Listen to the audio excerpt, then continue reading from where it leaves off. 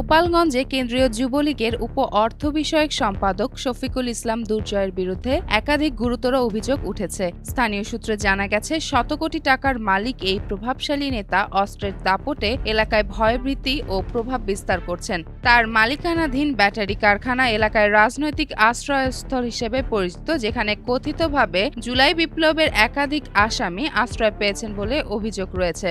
এলাকাবাসীর দাবি, দুর্জয় রাজনৈতিক পরিচয় ও অর্থবিত্তের প্রভাবে জমি দখল ও চাঁদাবাজির মতো কর্মকাণ্ড চালিয়ে আসছেন।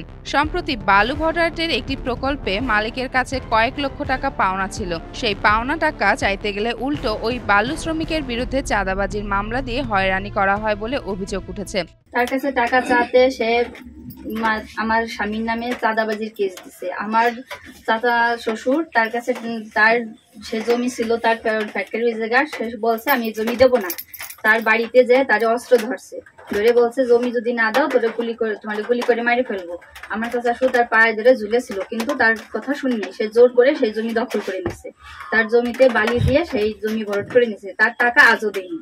স্থানীয় বাসিন্দারা জানান, দুর্জয় নিয়মিত অস্ত্রসহ চলাফেরা করেন এবং তার কর্মকাণ্ডে আতঙ্কে রয়েছে সাধারণ মানুষ। কেউ মুখ খুললে হামলা বা মিথ্যা মামলার শিকার হওয়ার ভয় রয়েছে। গোপালগঞ্জের সাধারণ মানুষ প্রশাসনের হস্তক্ষেপ কামনা করছেন। তারা চান অভিযোগের তদন্ত হোক এবং কেউ আইনের ঊর্ধ্বে না থাক।